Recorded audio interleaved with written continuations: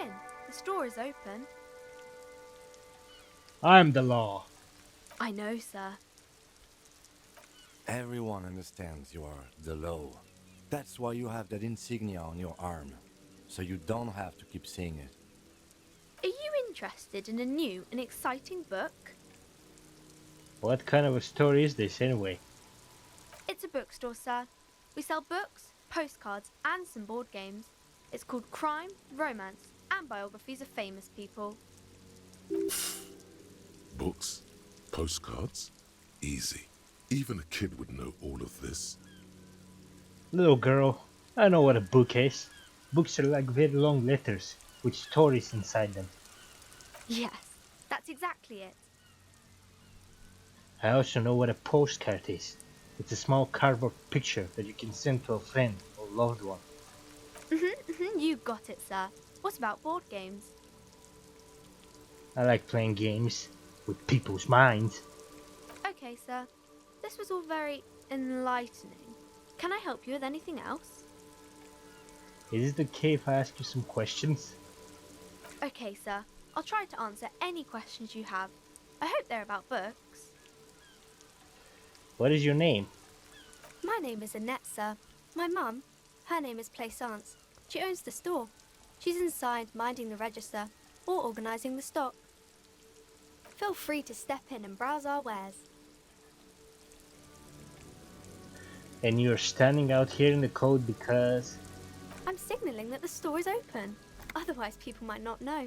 They'd miss out on the crime, romance, and biographies of famous people. A sudden gush of wind turns the pages of the books on the counters. She covers her face, smiling. But she's cold. You're cold. Can I help in some way? Kind of you to offer, sir. What could you do to help her anyway? I should have a word with the store owner, maybe? Oh, no, sir. I'm happy to help Mum by luring in customers.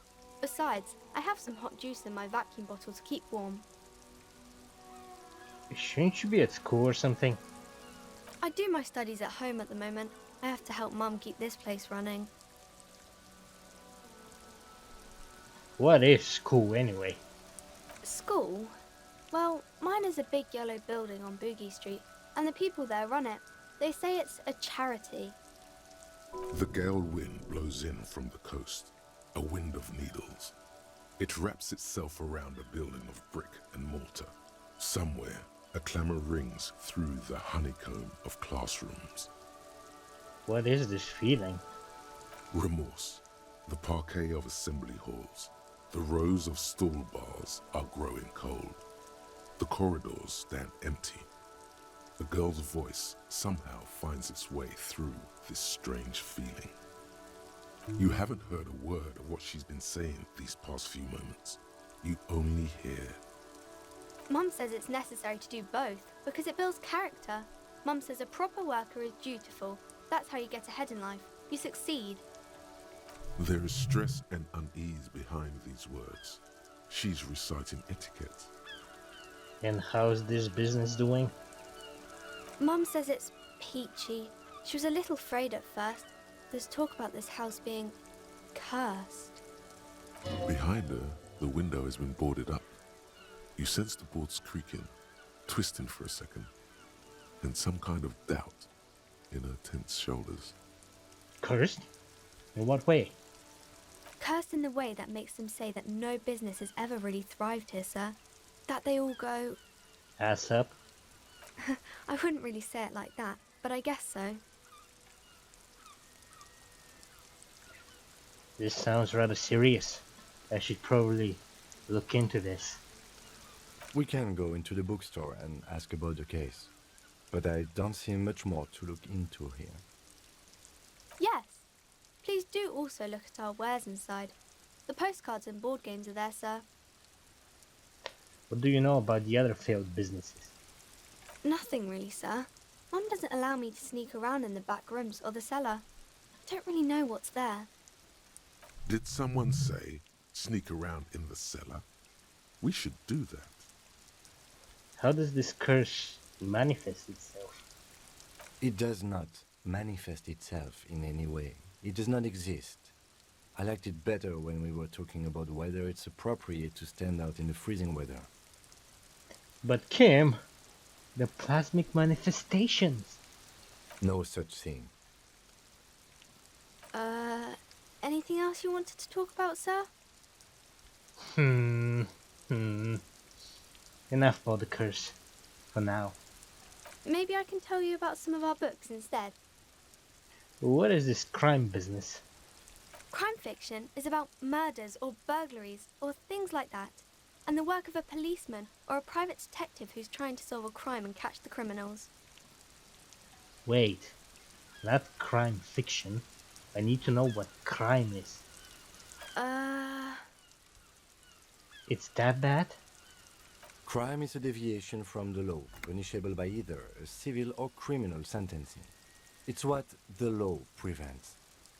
Why would anyone want to read about crime? It's exciting to people, I guess. They get to imagine dangerous things, and it's kind of like a puzzle, where you can guess who the criminal is, or how the good guys are going to catch him. I'm a policeman myself, by the way. The law, as I said. You don't look much like a policeman. Huh. Well, what does a cop look like then? Didn't mean to offend, sir. Sorry, sir. It's just that you don't look like Dick Mullen.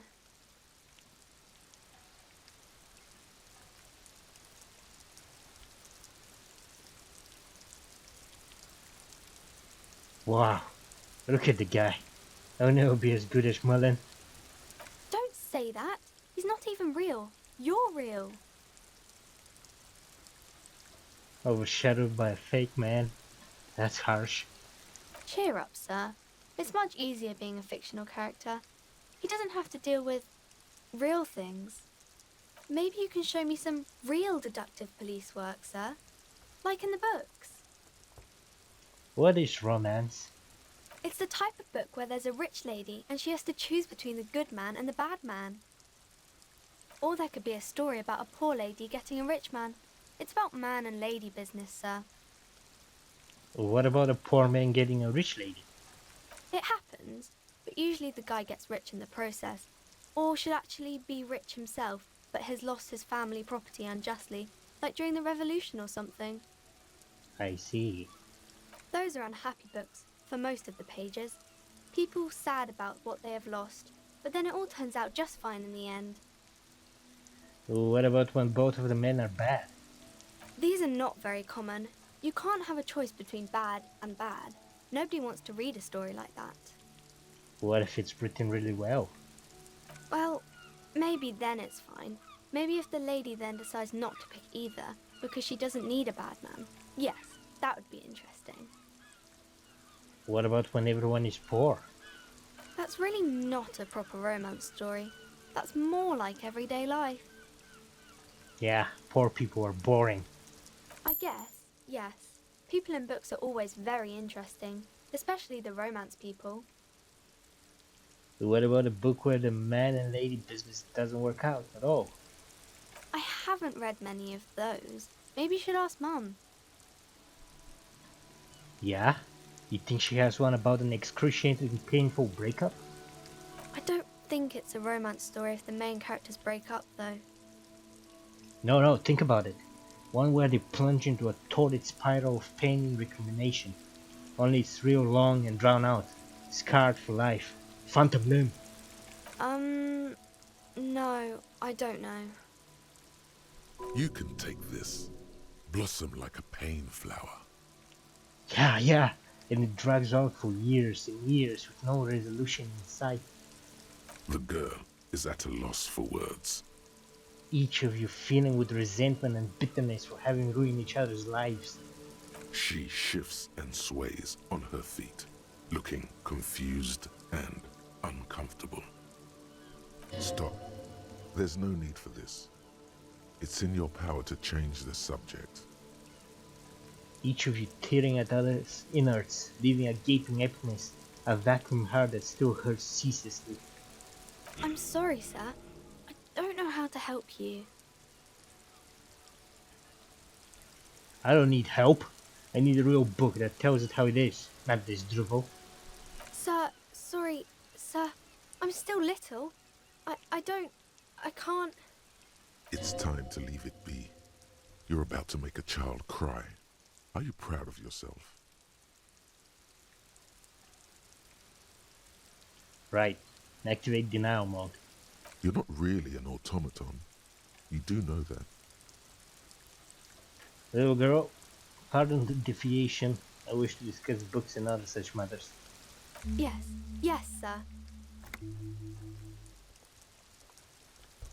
Who are these famous people? Oh, kings and queens and generals of old, or artists and writers, or musicians, those kinds of people. There's usually something extraordinary about them.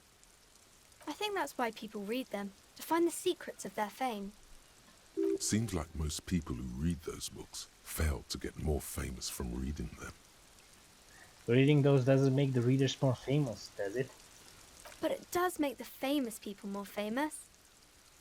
They're all dogs.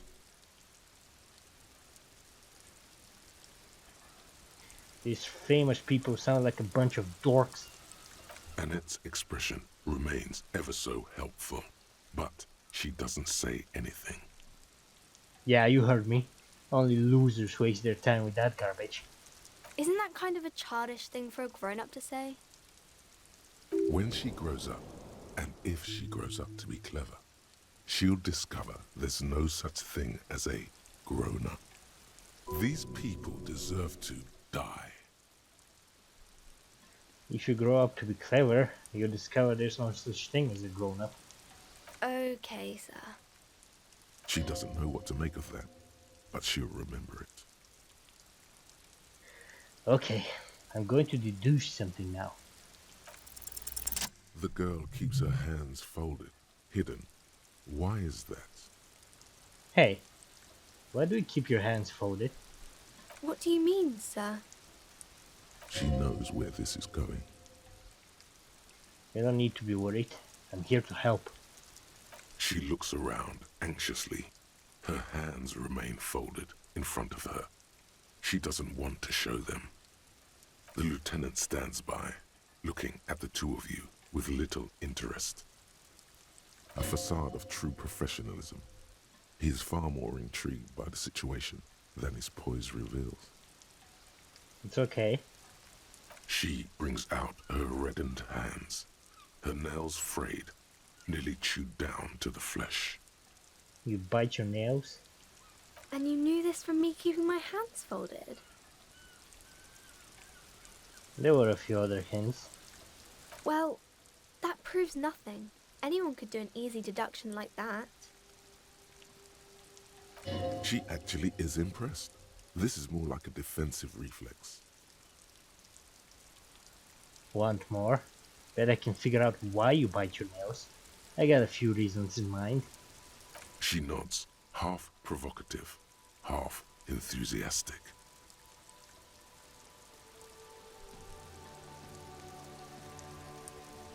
You're uptight because of your mother and the pressure she's putting you on. Maybe so, sir.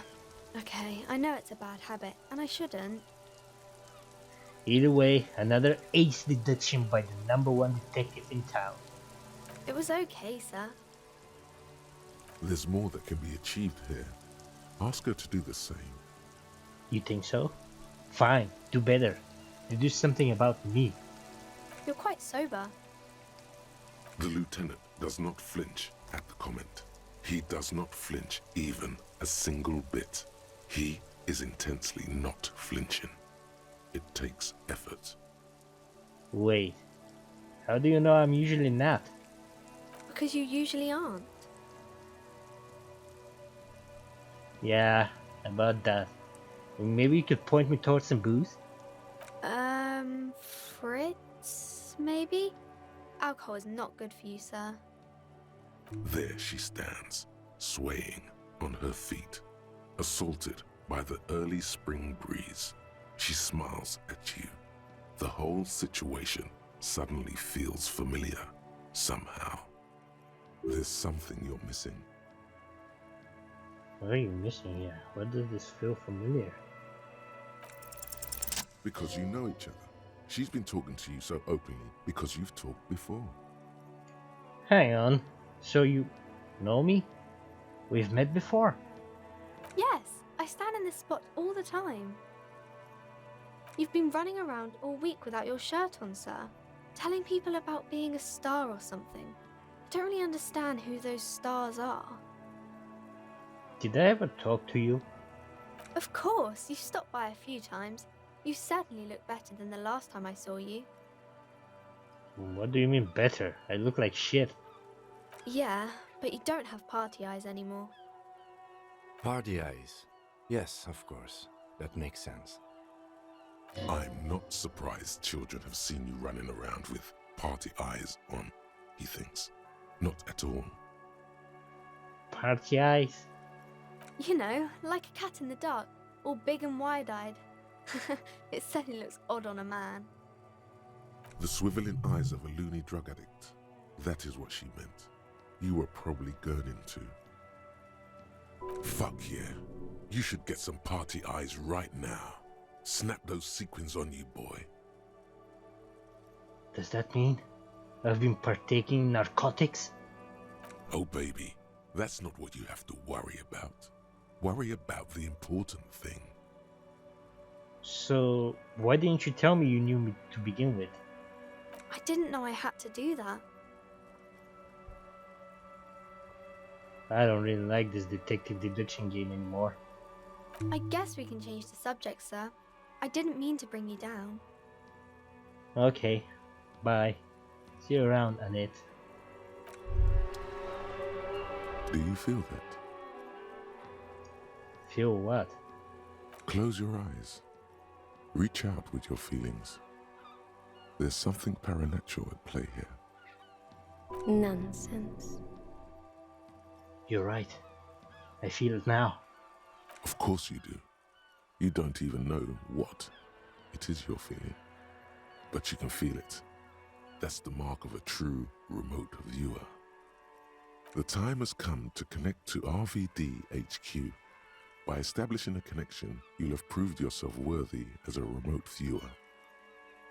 Everything alright, detective? Shh!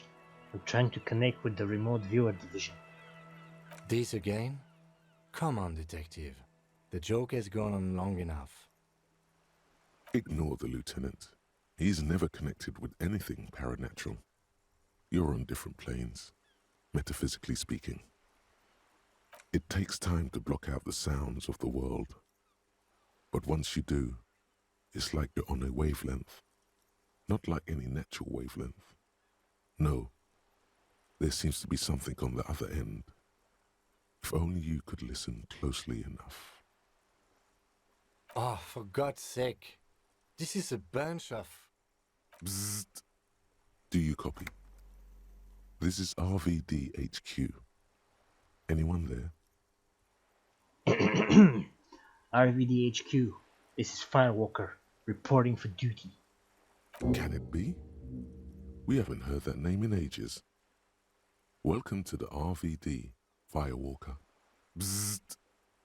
You are a special man, and definitely not imagining it.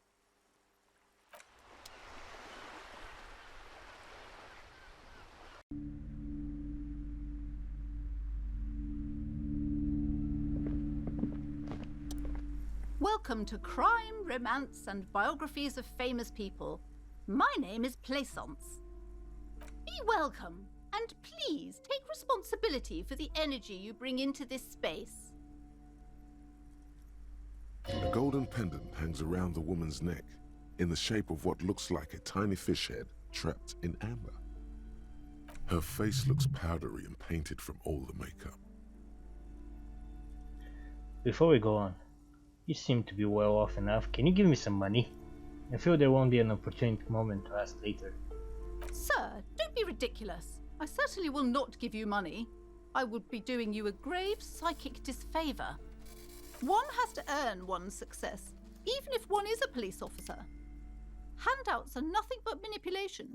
All they do is make you dependent. Certainly there are good things to be said about dependence.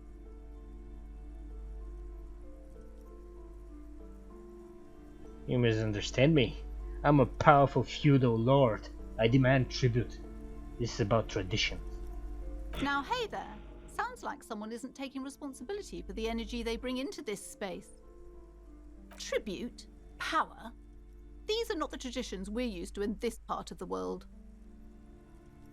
A curious pendant you're wearing. Oh yes, helps to have an anchor in these times. So, are you the owner of this store? I am! The proudest owner of our little shop of culture. She has fine-tuned her voice to find the most welcoming approach for attracting new customers. It doesn't work. What if I want to buy a book? Then why are you talking to me? Everything is on the shelves to browse. Don't you feel compelled to buy anything? See those shelves there? Go, be drawn. Quietly, she mutters to herself. He isn't doing what he's designed to do. Isn't the spell working? What spell? Huh? Nothing. No one's cast any spells of compulsion to draw in customers. What a silly idea. So what types of books do you have? Everything is on the shelves. Take a look yourself. The shelves compel you, don't they? She's attempting to mentally direct you towards the shelves. She only wants you to buy the goods. She doesn't care about the books. Do you even know what books you have for sale? Truth be told, not really. My sister brings in most of the goods. I'm sure it's all very literary stuff with well-written prose. But you don't learn about the important things in life from fabricated stories. Wait, shouldn't the storekeeper know about her wares? I provide a valuable service. As long as people buy books, I'm fine. And where do you learn about the important things then? The truth is available if you just know where to look, and you have to open and free your mind to understand. Alright, I'll take a look then. She smiles and nods, seemingly relieved. The girl outside mentioned that this place is cursed. Cursed? Who said that? Annette? I will have a word with her. This place is not cursed. It has a robustly magnetic energy. Good for commercial activity.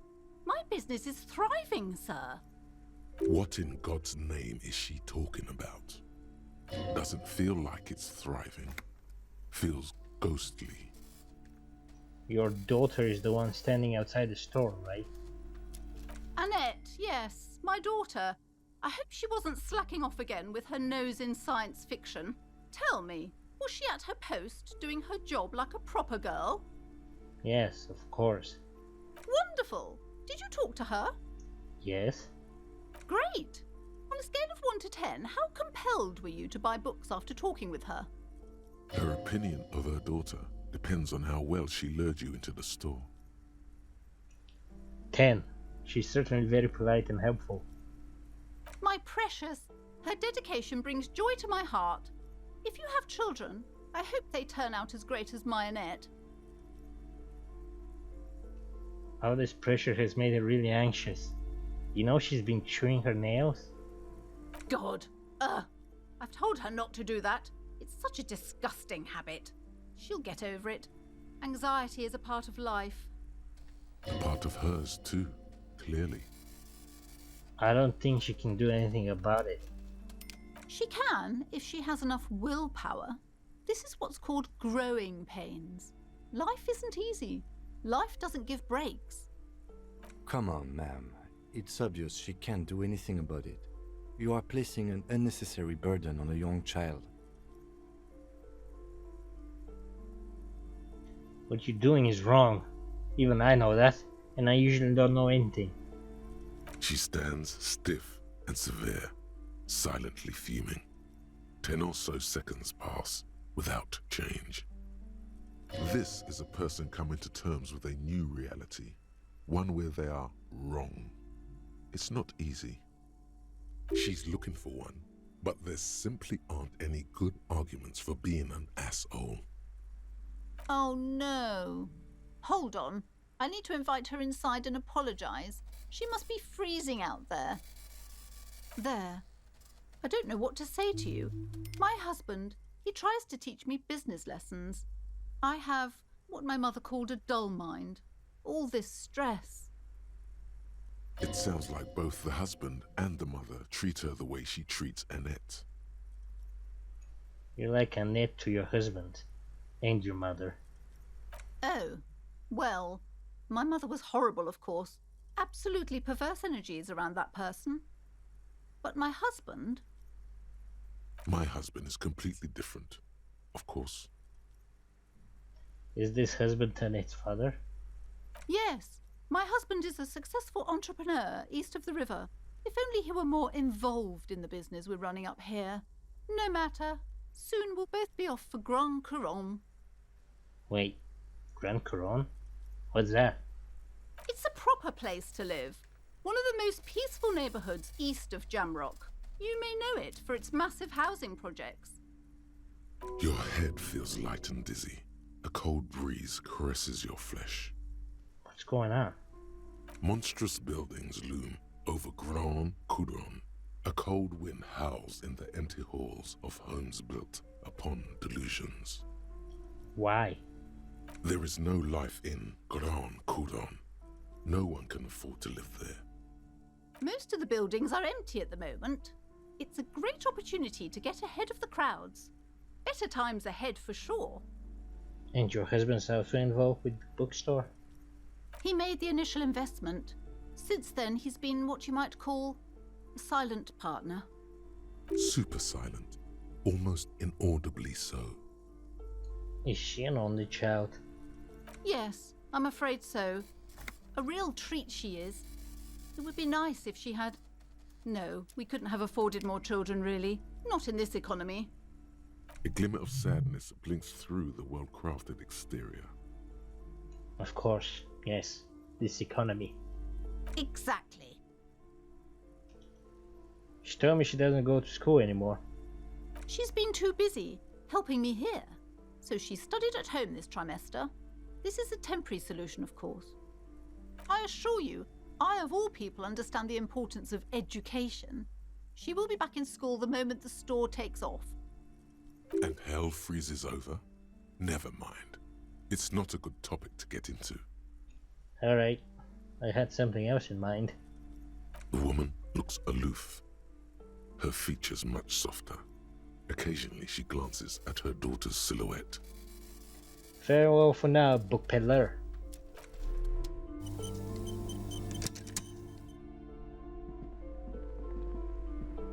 A small mountain of colorful board game boxes.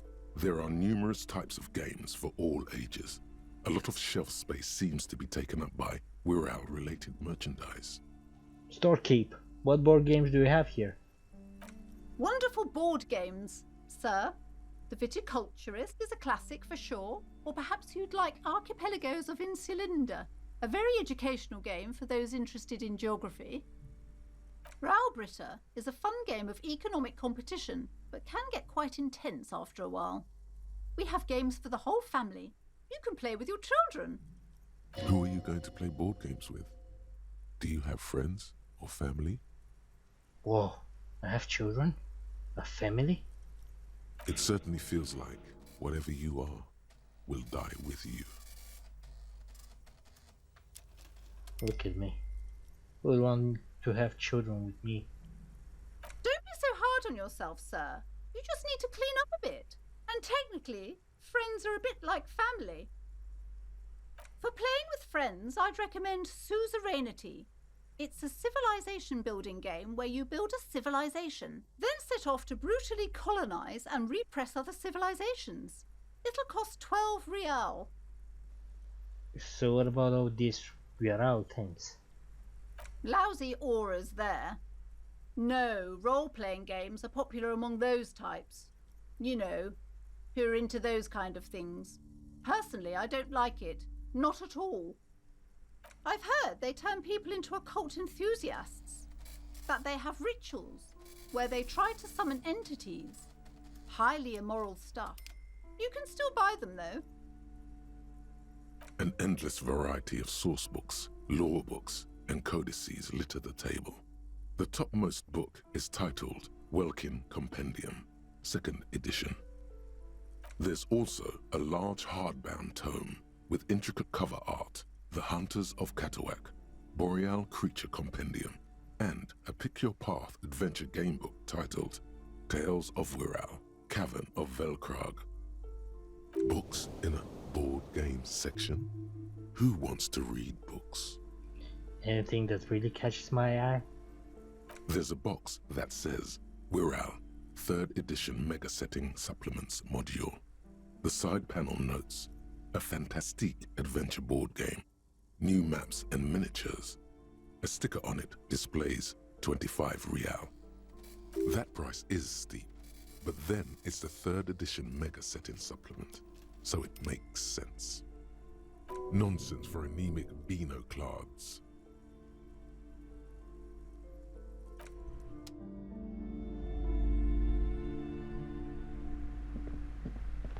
I'm sorry, sir. I can't talk right now. I'm very busy with my homework. I have so much homework now. You just can't win.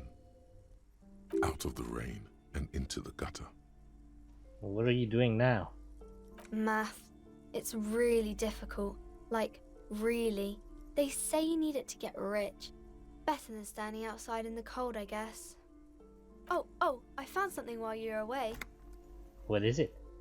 I thought this would fit you. Like, thanks for helping out. Not me. The city, I mean. Like a detective does. Wait, where did you get it? Just what Dick Mullen would ask. I got it from behind the curtains. I'm not really supposed to go there. It's a fedora? Maybe. It's the hat Dick Mullen wears all the time. He'll look way more serious with that. Right, I have to get back to my homework now, before Mum notices. Man, this is hard. Okay, bye. See you around, Annette.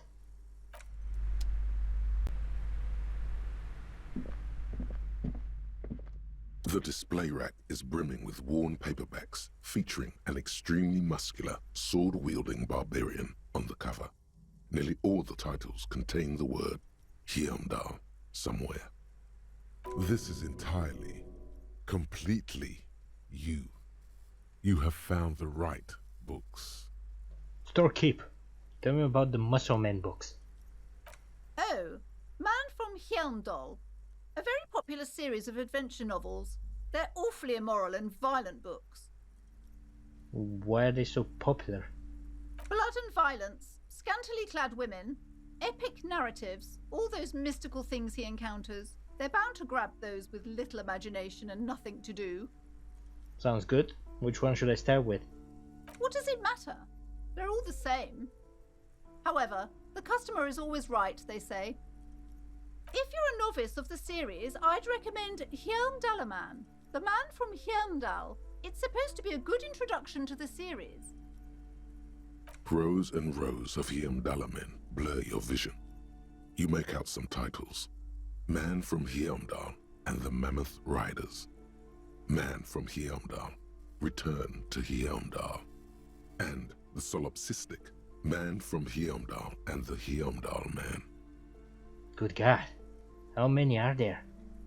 Maybe 100. Man from Heimdall and the Sages at the End of the World. Man from Heimdall and the False God. Man from Heimdall and the Scorched Earth. Man from Heimdall, the Heimdall Colonies. Man from Heimdall and the Swamp Beast. Man from Heimdall and the Snow Crabs. Those snow crabs are worse than they sound. Is that all? Not even close. Man from Heimdall in Hell. Man from Heimdall and the Forest of Slaves. Man from Heimdall under the lake. Man from Heimdall, Heimdall burning. There's even The Trial of Death, a pastoral combat gamebook set in the world of Heimdallaman, and so much more. Do any of these books call out to me? A twinge at the back of your head makes you flinch. Your eye starts twitching. What is it? Your hand reaches toward a book with glossy cover art of the very muscular Man from Heimdall in chains, kneeling in front of a staircase leading to a throne.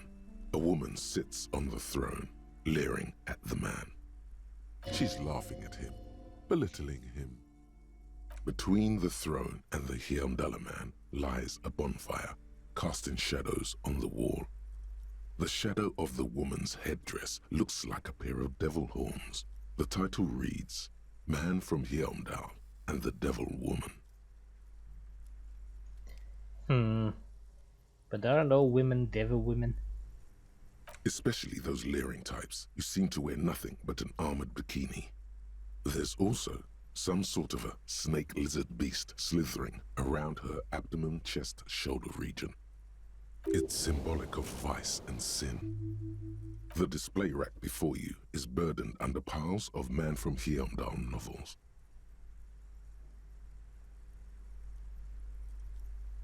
I want to buy the Helderman book. Oh yes, certainly. Another good sale. I want to buy Man from Hyamdal and the Devil Woman. It is a bestseller for a reason.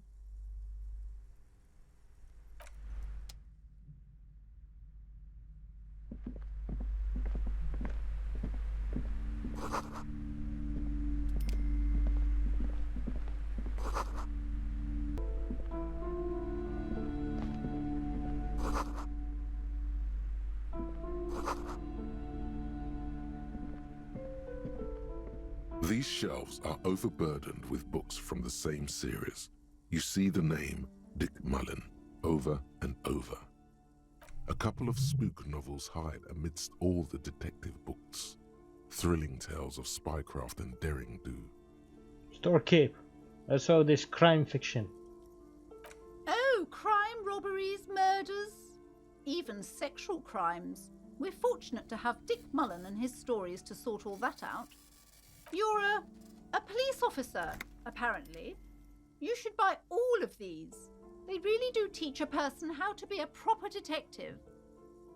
Sex crimes did pique your interest, but still, this Dick Mullen person only gets your pleasure centers down. Note, reading about Dick Mullen would not actually make you a better detective. Crime fiction is a disgrace. An asinine misrepresentation of the physical attributes of the arduous everyday work of actual police officers. These books greatly overstate the excitement of police work, glossing over how long it takes to actually follow up on leads and eliminate dead ends. Furthermore, they have no idea how hard it is to simply remove a body from a tree. What's more, they completely ignore the psychological hardships of year after year coming into contact with people during the worst days of their lives.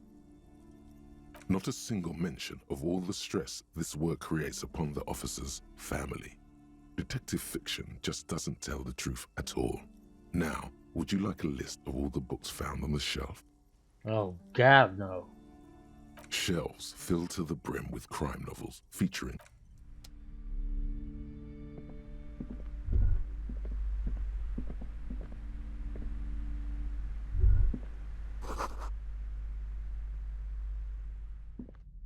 The plaque on the shelf reads, Biographies of Famous People. You see a large variety of names, none of which ring a bell. You will attain a place on this shelf one day, or die trying. Storekeep. Anything of note in this shelf? I would say The Greatest Innocence. Yes, most certainly. It's an important educational tool delving into the depths of history, religion, and their relation to innocentic power. Who or what is an innocent? A very influential historical figure. But surely I don't have to tell you that. You're a law officer, and law officers have at least some education. The book is also very daring. The author aims to re-examine the universal understandings of the innocentic system, creating a fresh vantage point and a shift in the tired order of things. I thought it was about which of these innocents is the coolest and greatest. Perhaps for a layman, deep analysis is necessary to peel back the multi-layered meanings. Do her words seem vague and abstract to you? So you recommend it? Certainly, it's prudent for a person to have at least an elementary understanding of history and society. Imagine the chaos we'd be in otherwise. You feel like you should get this one? Definitely. It's important somehow. There's something personal inside. I'm interested in that Greatest Innocence book. A true cultural touchstone. Enjoy the read. Browsing through all the books with all their names makes your head spin. None of these seem important or relevant. It's all just vapid egoism. Suddenly, a particularly odd title catches your eye. It reads, High Speed Love, the tragic true love story of Jacob Irv and Alfie Delatraz, by one Cecilia Averbrook. What's it about? High Speed Love chronicles the romance between two of the finest tip-top tourney racers in history. One of them is the madcap driver, Jacob Irv. His blonde mane graces the cover. Next to Irv's life story, you see a slim biography of an Occidental rock star called the Anti-Star. He's famous for shooting morphine into one of his eyeballs and cocaine into the other. Next to that, Revacholian radio personality Guillaume Bevy stands in front of a rundown drug den. He's a permanent fixture on Channel 8, reporting on real-life crime and ruining cops' days. I really must insist you buy one of the books. Reading them is not for free. Do still browse, though, but not too long. She understands she has erred against the customer and immediately corrects course. I'm sorry, I did not mean to rush you. You are browsing. Go ahead. Take your time. Time is commerce.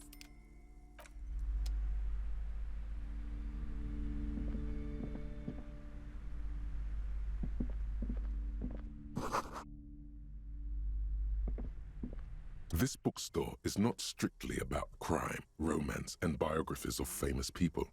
There's also a wide range of paranatural literature.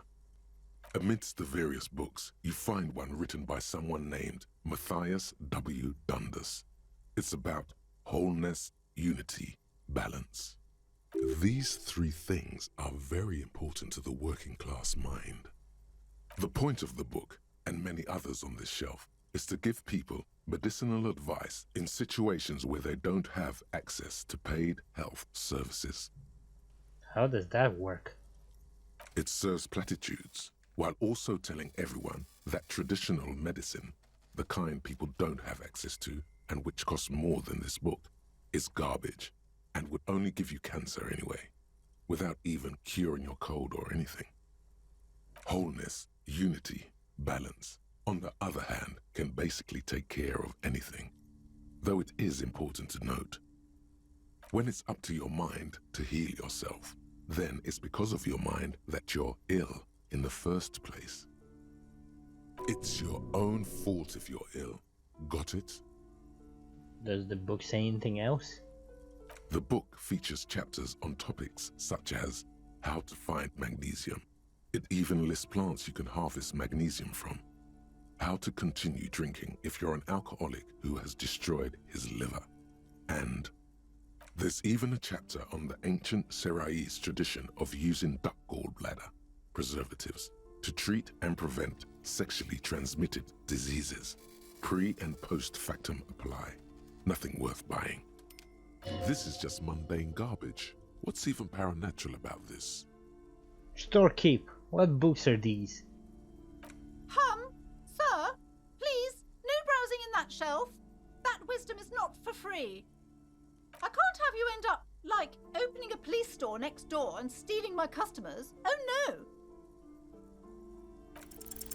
The throbbing in your head increases with every passing moment you gaze at this shelf. Suddenly, as if out of nowhere, a small green book becomes apparent. The title of it reads, Medicinal Purposes of the Pearl. What's this book about? The book contains descriptions of various pseudoscientific therapies, alternative medicines, and folk remedies involving the pearl, also known as le territoire.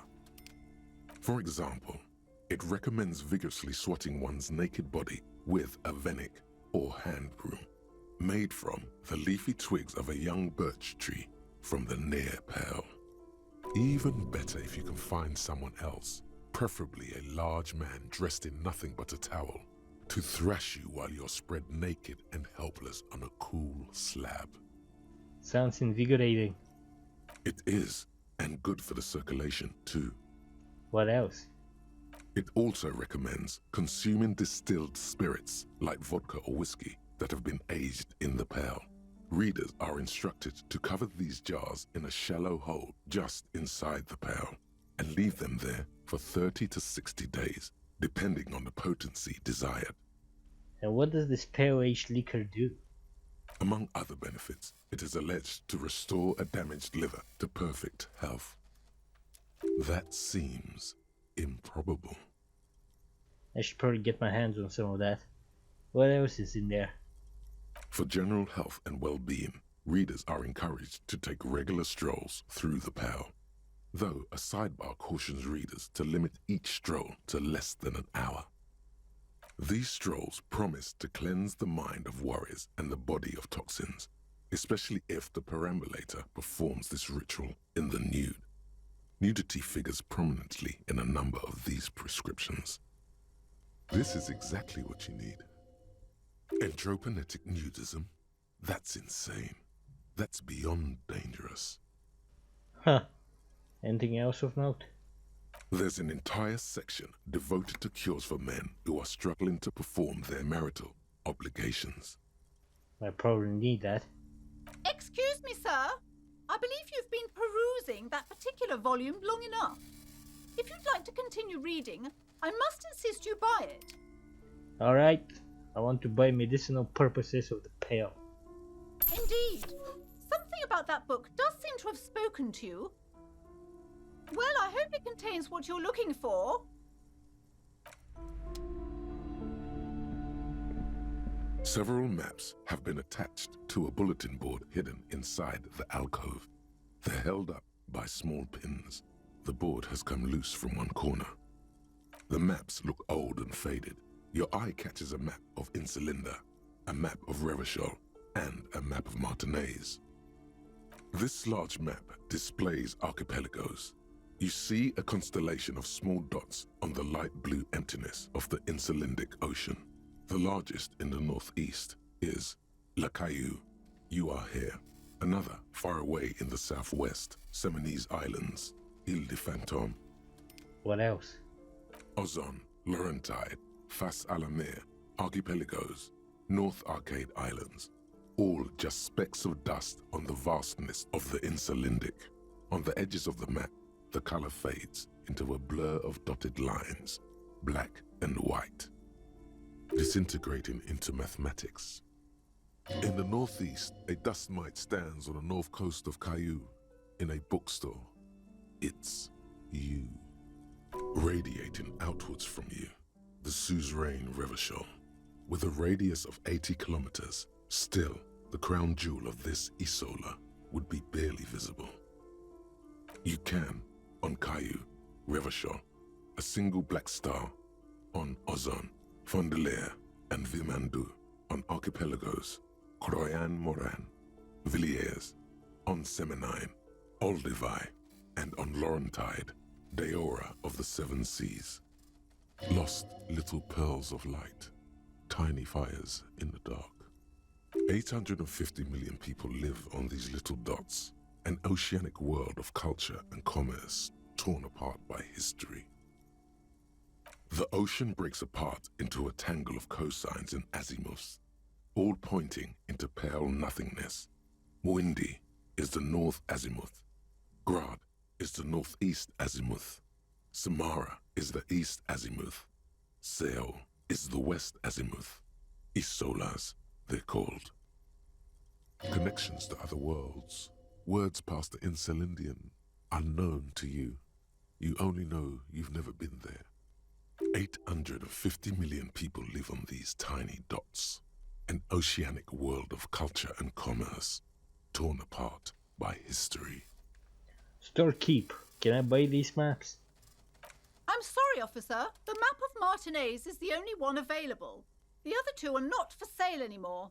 And besides, you could scarcely afford them. They're quite valuable, though they might not look it.